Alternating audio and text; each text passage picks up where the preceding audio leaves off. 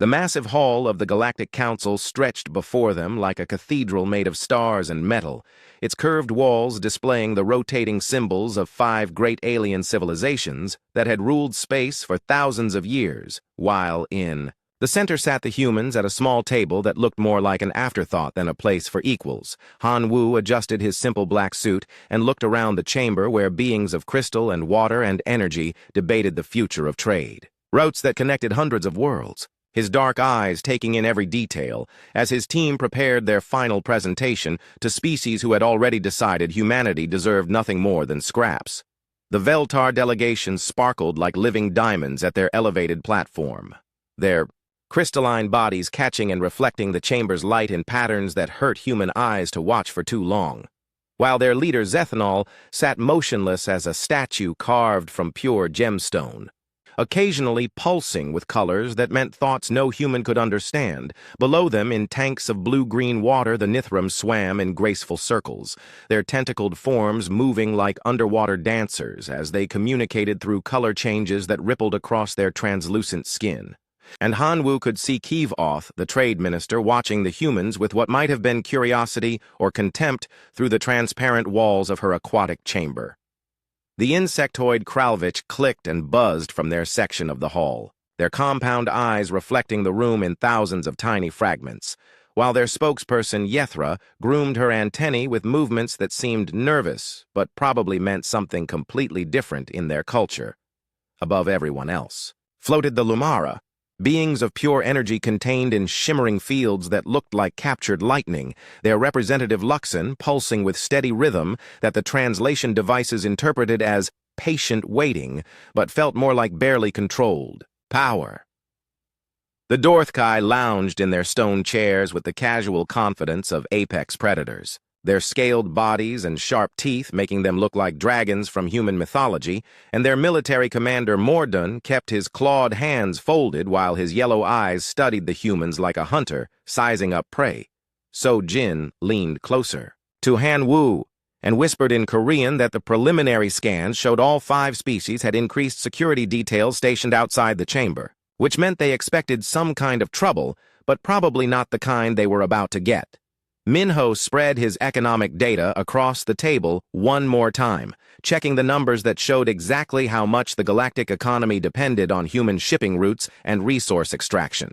Information that the aliens had either ignored or failed to understand during months of negotiations. The translation field activated with a soft chime, and Zethanol's crystalline voice filled the chamber like wind through broken glass, speaking in the formal tones that meant the Council was ready to deliver their final judgment on humanity's request for equal trading rights. Han Wu stood and activated his own translator, knowing that his next words would be heard simultaneously in 5 different alien languages by beings who controlled the fate of trillions of creatures across the galaxy, though none of them really understood what humans brought to their ancient alliance. The human delegation had spent 6 months presenting evidence of their contributions to galactic civilization, showing how human courage in exploring dangerous sectors had opened new trade routes that the cautious alien species would never have attempted.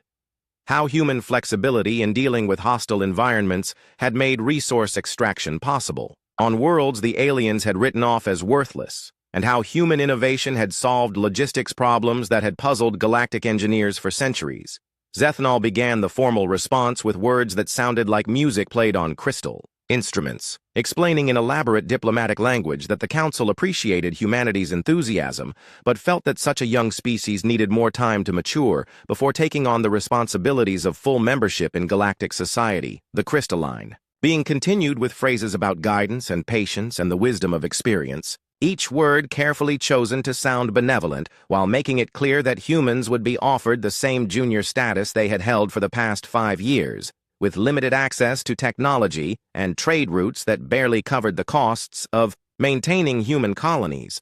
Keevoth added her own comments through ripples of color that the translators converted to aquatic metaphors about small fish learning to swim in deeper waters, while Yethra clicked approvingly about young hives needing to prove their worth before joining the greater swarm. The other species nodded or pulsed or hissed their agreement with the decision, clearly satisfied that they had handled the human Problem with appropriate diplomatic courtesy while maintaining their own advantages in the galactic economy, Han Wu listened to each speaker with the same polite attention he had shown throughout 6 months of negotiations, his face revealing nothing of his thoughts as the aliens explained why humanity deserved to remain forever in the position of grateful junior partners. So-Jin kept her military bearing perfect, but her hand moved slightly toward the datapad that contained contingency plans the aliens knew nothing about, while Minho gathered his economic projections with the careful movements of someone who had expected exactly this outcome.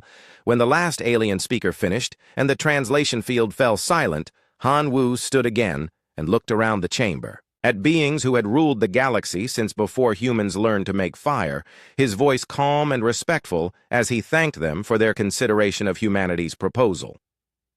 The council members settled back in their various forms of seating, clearly expecting the humans to accept their decision with the same grateful submission they had shown for years, perhaps followed by a request for the aliens to reconsider or an appeal for slightly better terms. Instead, Han Wu activated his translator one more time and spoke words that none of the aliens had anticipated, his tone remaining diplomatically correct even as he delivered a statement that would change everything.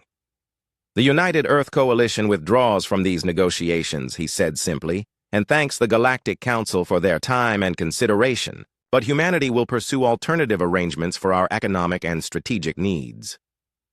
The silence that followed felt different from the ceremonial pauses that punctuated alien diplomatic rituals, stretching out like a held breath as 5 ancient civilizations tried to process what they had just heard. So-Jin rose from her chair and began collecting the human delegation's materials with practiced efficiency, while Minho closed his data files and packed away the economic projections that had apparently failed to impress their intended audience.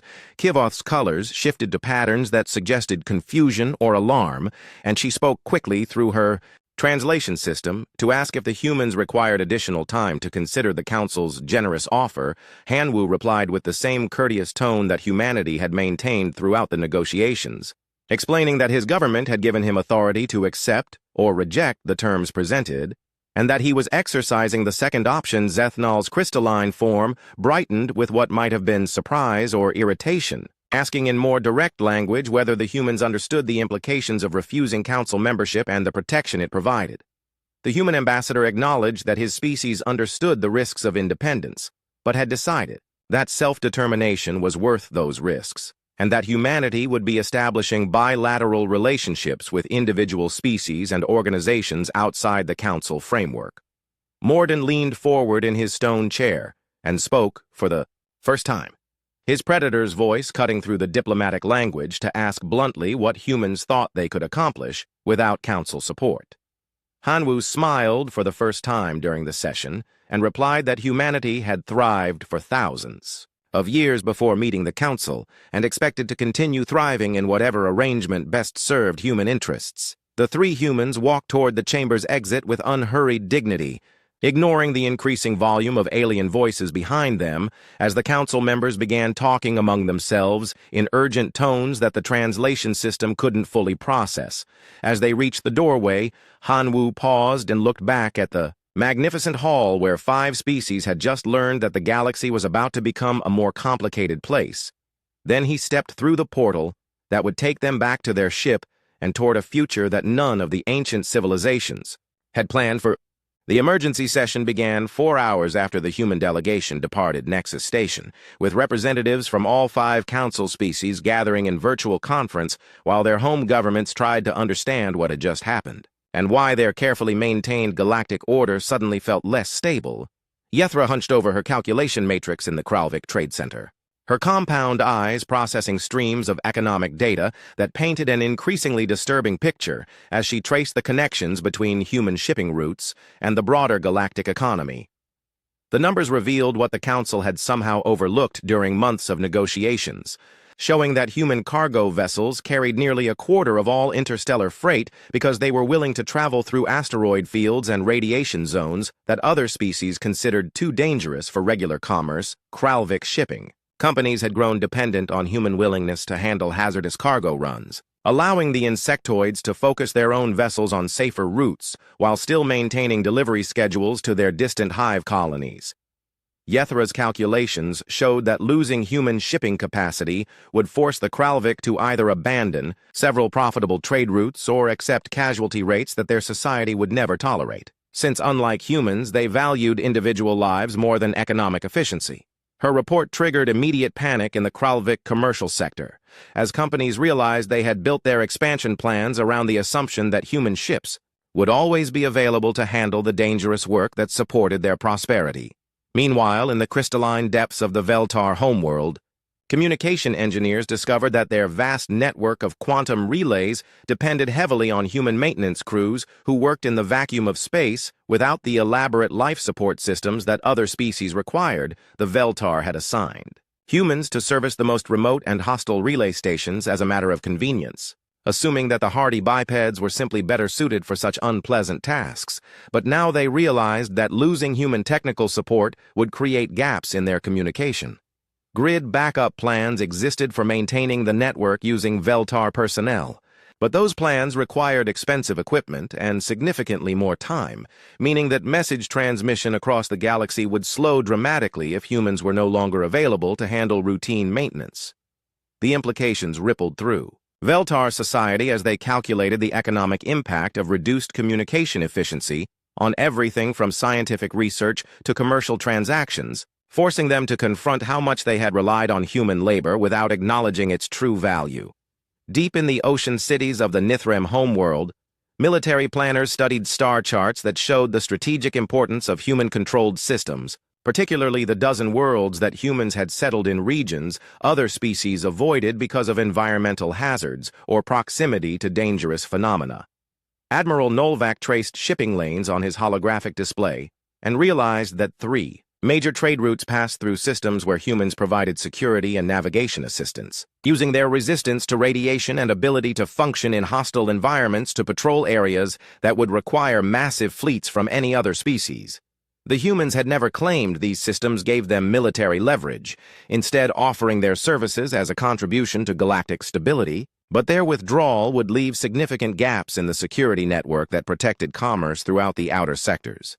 Nolvac's analysis showed that replacing human patrol units would require redeploying ships from other duties, potentially weakening Nithrem defenses in their core systems, while still failing to provide the same level of coverage that humans maintained with smaller crews and less expensive equipment.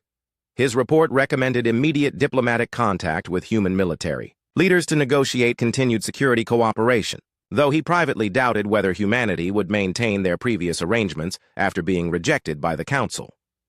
The energy beings of the Lumara discovered their own dependencies when Luxon reviewed the technical specifications for power systems that humans had installed throughout the galaxy, finding subtle improvements in efficiency that had somehow escaped Lumara notice during the initial installations. Human fusion technology had seemed primitive compared to Lumara energy manipulation capabilities, leading the energy beings to dismiss it as an inferior approach to power generation. But detailed analysis revealed that human systems performed better in specific applications that the Lumara had never considered important. The hybrid installations that combined human and Lumara technology provided power to dozens of space stations and planetary facilities, creating an integrated network that would be difficult to maintain without continued human technical support and impossible to replicate using purely Lumara methods. Luxon realized that human engineers had been quietly solving problems that Lumara theorists had assumed were unsolvable, using approaches that seemed crude but achieved results that elegant energy manipulation could not match. The discovery forced the Lumara to reconsider their assumptions about technological development and acknowledge that their advanced capabilities might not be superior in every situation. A humbling realization for beings who had considered themselves the galaxy's foremost experts on energy systems. On the fortress world of the Dorth Kai, Mordun studied intelligence reports that painted an even more concerning picture of human capabilities and connections that the Council had failed to properly assess. Military intelligence showed that humans had established formal defense agreements with 7 minor species that the Council had largely ignored, treating them as insignificant powers that posed no threat to galactic stability. These smaller civilizations controlled strategic locations throughout the galaxy, including several systems that could serve as choke points for major shipping routes. If they chose to restrict access or impose fees on vessels passing through their territory, the defense agreements gave humans access to these strategic positions while providing the minor species with protection against larger threats, creating a network of alliances that existed entirely outside the Council's influence. Morden's analysts concluded that humanity had been building an alternative power structure for years, positioning themselves as the protector and patron of species that felt marginalized by the Council's focus on its 5 major members. The implications were staggering, because it meant that humans could potentially disrupt galactic commerce and communication simply by asking their allies to assert control over their own systems, turning the galaxy's vast size from an advantage into a vulnerability on Earth. Ji-hoon reviewed the status reports flowing in from human colonies and installations throughout the galaxy, confirming that the withdrawal from Council negotiations was proceeding according to plans that had been developed months earlier. Director Subin coordinated with colonial administrators to implement economic contingencies that would reduce human dependence on Council-controlled trade routes, while simultaneously strengthening relationships with non-Council species that offered alternative markets for human goods and services. The reports showed that human colonies had been quietly stockpiling essential supplies and developing local production capabilities that would allow them to operate independently if Council species attempted to impose economic pressure. More importantly, the colonies had established communication networks and supply chains that bypassed Council infrastructure entirely, using routes through minor species territory and human exploration of previously unmapped regions. Ji-hoon smiled as he read confirmation that 3 more minor species had formally requested bilateral trade agreements with humanity, apparently deciding that association with humans offered better prospects than continued marginalization by the Council. The speed of these requests suggested that other species had been waiting for humanity to break with the Council, seeing human independence as an opportunity to escape the rigid hierarchy that had limited their own development for centuries. Subin's intelligence reports indicated that at least 6 other minor civilizations were considering similar approaches to human diplomatic representatives, potentially creating a coalition of smaller powers organized around human leadership rather than Council domination.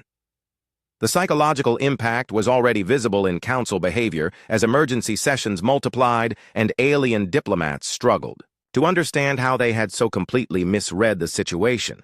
They thought they controlled. Reports from human observers at Nexus Station described increasing tension among Council members as each species realized that the others had also failed to understand human capabilities and intentions, leading to mutual recriminations that threatened Council unity.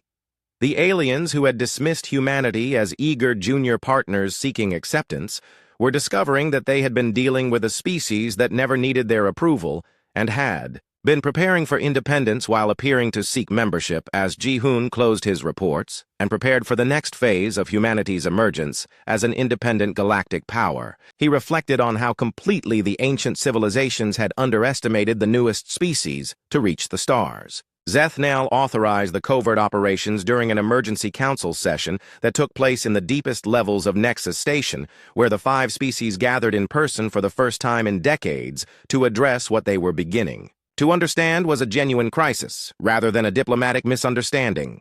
Carvex received his assignment through encrypted channels that carried the crystalline equivalent of desperation, tasking the Veltar intelligence operative with penetrating human communication networks to discover what humanity was planning and how the Council might regain control of the deteriorating situation. The Veltar had always considered their information systems superior to anything younger species might develop, assuming that crystalline technology represented the pinnacle of computational evolution and that human electronics were crude imitations of proper information. Processing Carvex approached the task with confidence, born from centuries of successful operations against other species, expecting to slice through human security like light through transparent crystal and extract whatever intelligence the Council needed to bring the upstart bipeds back under control. His first attempts to access human networks met resistance that seemed impossibly sophisticated for such a young species, with security protocols that adapted and evolved in real time, as if the systems were learning from each intrusion attempt. The human networks not only blocked his access, but began actively hunting his infiltration programs, using countermeasures. That seemed to anticipate Veltar methods and neutralize them before they could establish a foothold in the target systems after 12 hours of increasingly frustrated attempts. Carvex realized that human cybersecurity had evolved beyond anything in Council databases, incorporating techniques that no known species had developed and defenses that seemed designed specifically to counter crystalline technology. His report to Zethnal carried the humbling admission that Veltar information supremacy was not as complete as they had believed, and that humans had apparently been preparing for exactly this kind of electronic warfare.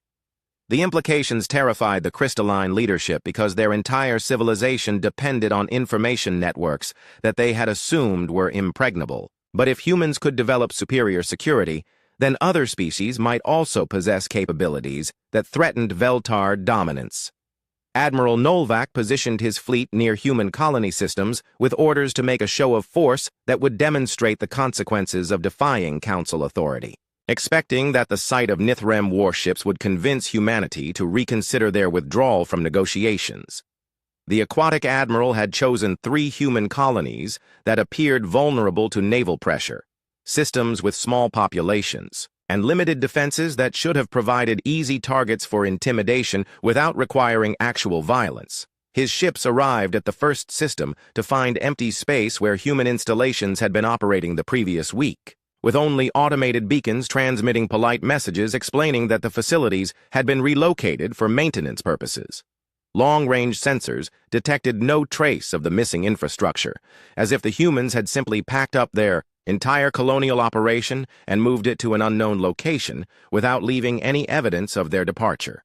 The second system yielded similar results, with human ships and stations apparently vanishing into the void, despite satellite surveillance that should have detected any large-scale movement of vessels or equipment.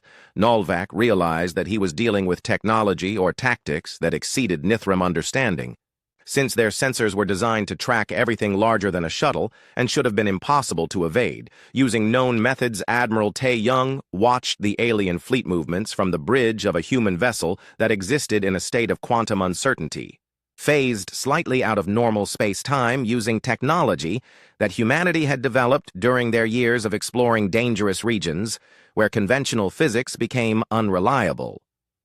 The human fleet had not fled from the Nithrem show of force, but had instead shifted into a parallel dimensional state that allowed them to observe their would-be intimidators while remaining completely undetectable to conventional sensors. Tae Young's ships could return to normal space-time at any moment, appearing suddenly around the alien vessels with tactical advantages that would make the Nithrem position hopeless, but orders from Earth specified observation rather than confrontation. The quantum phase technology represented one of several breakthroughs that humanity had achieved while the Council assumed they were struggling with basic space travel. Innovations born from necessity as humans explored regions where other species refused to venture. Human scientists had learned to manipulate reality itself during expeditions to systems where dimensional barriers were thin, developing capabilities that made conventional military tactics obsolete while appearing to lag behind alien technology. The demonstration of human disappearing acts sent ripples of unease through Council military commands as they realized their sensor technology might be insufficient to track human movements. Turning every strategic calculation into guesswork, Gil Ara attempted more conventional diplomacy by requesting a meeting with Hyun Soo through channels that had previously been used for routine trade discussions, hoping that direct negotiation might salvage something from the deteriorating situation. The Dorthkai ambassador offered territorial concessions and improved trade terms that would have been considered generous under the old framework, assuming that human withdrawal was simply a negotiating tactic designed to extract better conditions. Hyun Soo listened to the proposals with polite attention, before explaining that humanity's position had evolved beyond the parameters of the original negotiations, making the offered concessions irrelevant to current circumstances. The human deputy ambassador spoke with the calm certainty of someone representing a power that no longer needed to compromise, describing bilateral agreements with minor species that provided better terms than anything the Council had ever offered. Gilara realized that the humans were not seeking improved membership in the existing system, but were creating an alternative system where they held the dominant position. making council authority irrelevant to human strategic planning. The revelation forced the Dorthkai to confront the possibility that their warrior culture's respect for strength might require acknowledging human superiority in areas they had never considered important. Plexon made the most disturbing discovery while monitoring communication intercepts from the outer galactic regions, detecting transmissions between human representatives and the mysterious Vexuri, who had rejected council membership 3 centuries earlier. The Vexuri were legendary among council species as beings of immense power who had chosen isolation over cooperation, disappearing into the galactic rim after declaring council civilization to be fundamentally flawed. No species had maintained contact with the Vexuri since their withdrawal, and council intelligence had assumed they had either died out or transcended physical existence entirely, removing them as a factor in galactic politics. The intercepted communications suggested not only that the Vexuri remained active, but that they had been observing galactic development with growing dissatisfaction and were now prepared to intervene. If humanity could provide them with a suitable alternative to council leadership, Plexon's energy patterns fluctuated with alarm as he realized that humans had somehow established relationships with beings whose technological capabilities were theoretically superior to anything in council arsenals.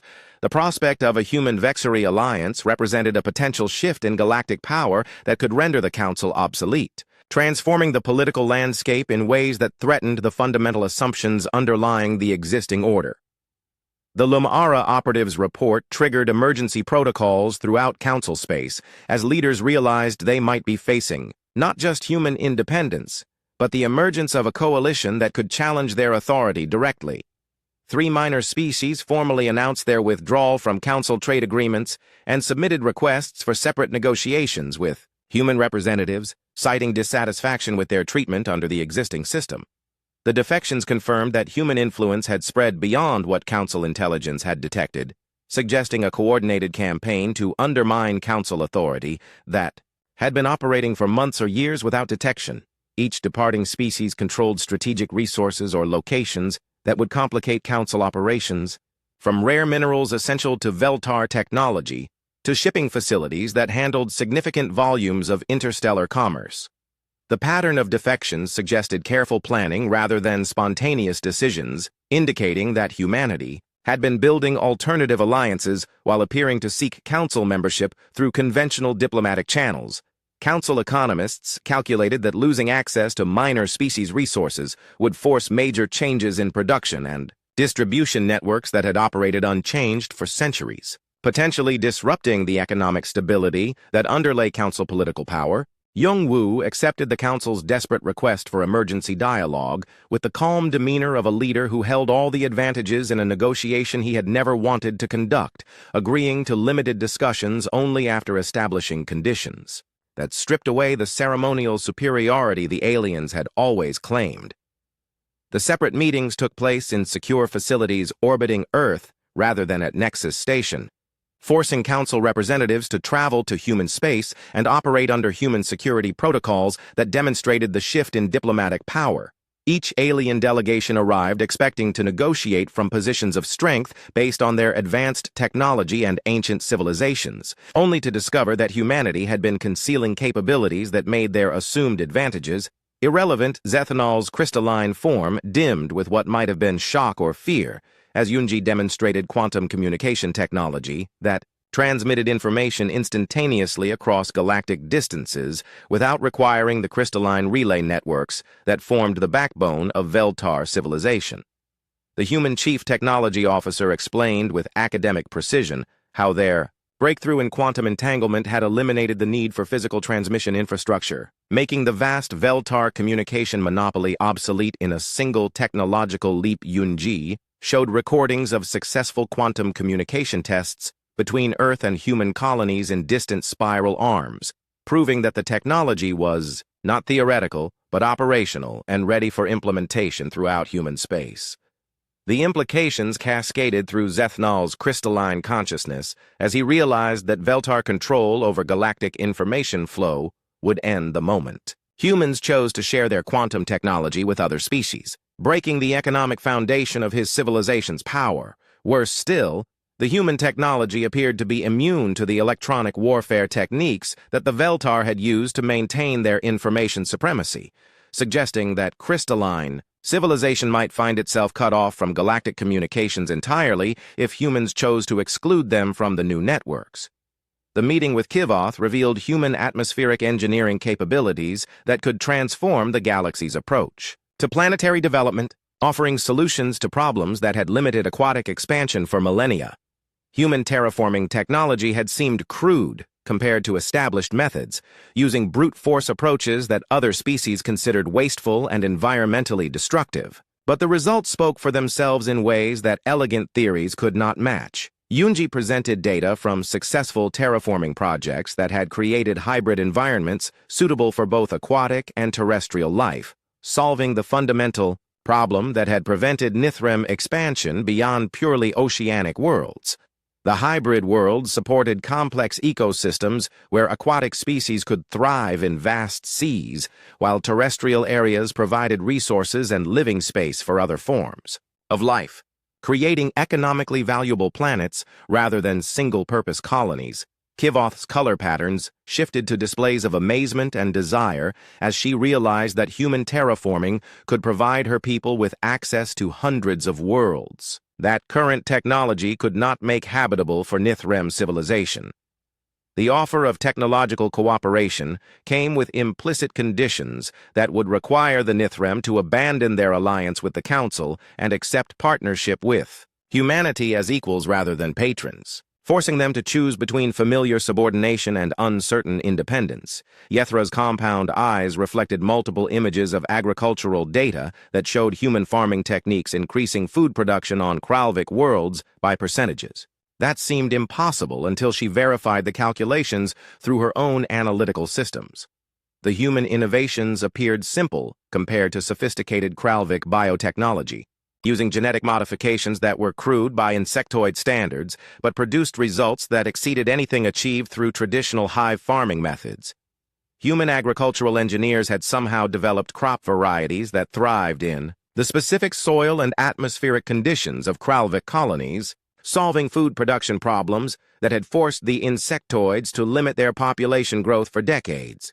The increased production capacity would allow Kralvik society to support larger hives and more extensive colonial expansion, fulfilling dreams that had been impossible under the resource constraints imposed by conventional farming techniques. Yethra realized that accepting human agricultural technology would transform Kralvik civilization from a resource-limited society into an expanding empire. But the price would be acknowledging human superiority in areas where the insectoids had considered themselves advanced. The demonstration forced her to reconsider fundamental assumptions about technological development and accept that innovation sometimes emerged from unexpected sources rather than following logical progression from existing knowledge. Luxon experienced something approaching wonder as human scientists presented research into consciousness transfer and energy-matter interfaces that opened possibilities the Lumara had never imagined, despite their mastery of energy manipulation. The human work approached consciousness as an information pattern that could be preserved and transmitted like any other data, using techniques that seemed primitive but achieved results that energy-being civilization had declared theoretically impossible.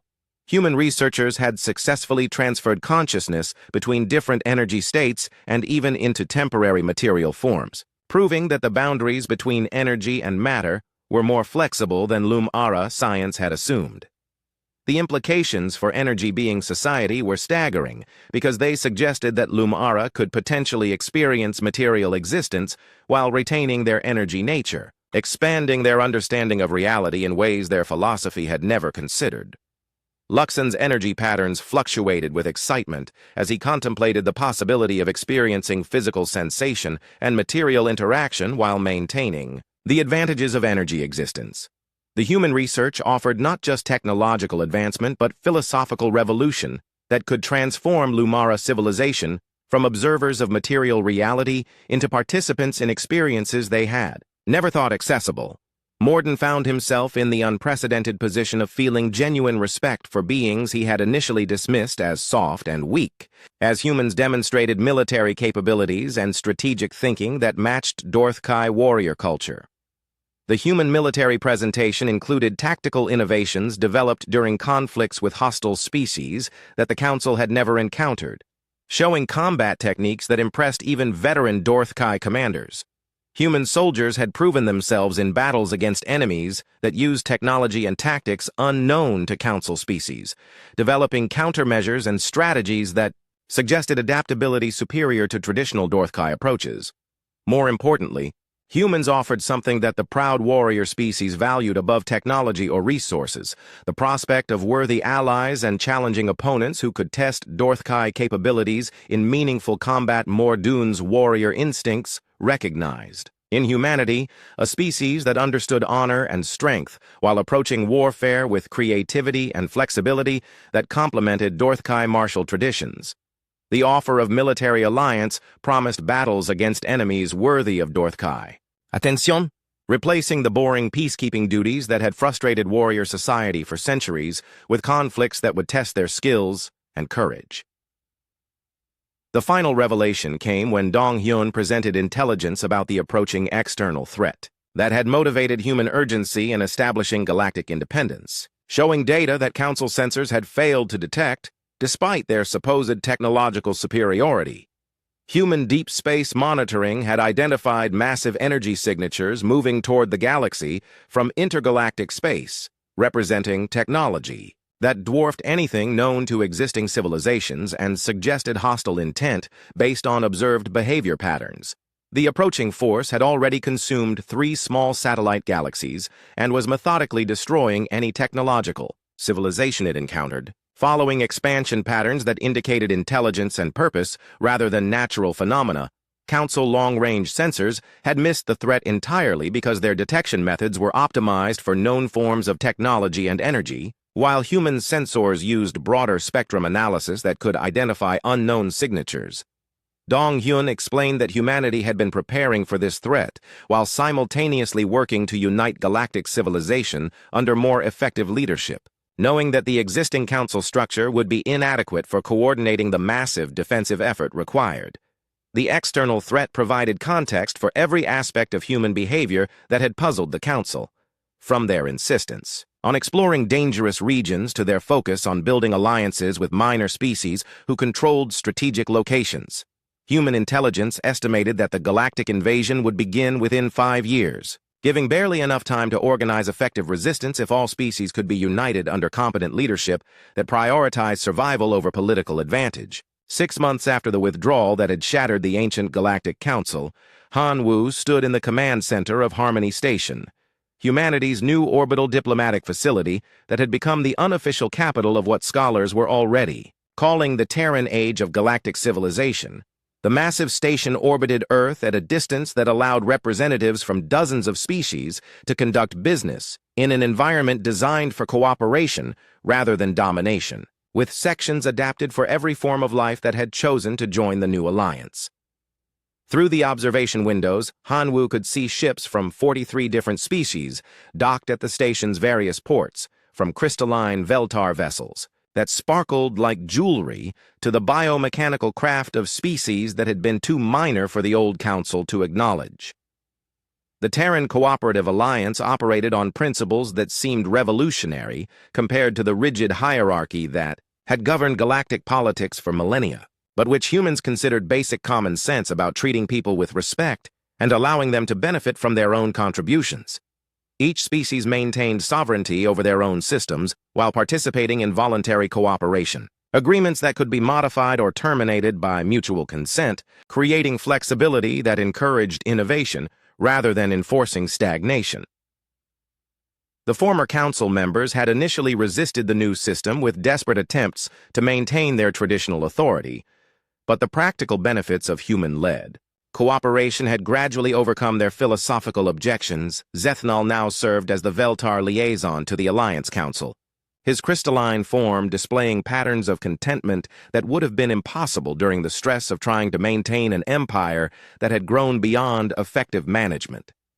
The quantum communication networks that Yunji's team had established Throughout Alliance space operated with Veltar crystalline expertise, providing redundancy and security for human quantum technology, creating hybrid systems more robust than either species could have developed alone. Veltar information processing capabilities had found new purpose in managing the vast databases required to coordinate cooperation among dozens of species with different needs and capabilities. While human innovation continued to push the boundaries of what communication technology could achieve. The partnership had revealed that Veltar civilization's greatest strength lay not in controlling information flow, but in preserving and organizing knowledge, making them invaluable partners in maintaining the cultural and scientific heritage of galactic civilization. Young Veltar scholars now worked alongside human researchers to document the wisdom of ancient civilizations while developing new approaches to problems that had seemed unsolvable under the old system. Kaivoth supervised the terraforming projects that were transforming dozens of worlds into hybrid environments where multiple species could thrive together, fulfilling Nithrem dreams of expansion while creating unprecedented opportunities for interspecies cooperation. The aquatic species had discovered that their biological expertise complemented human engineering in ways that produced results superior to either approach used separately, leading to terraforming techniques that created stable ecosystems rather than artificial environments. Nithrem colonies now existed throughout the galaxy in partnership with terrestrial species, creating diverse communities where different forms of life contributed their unique capabilities to shared prosperity.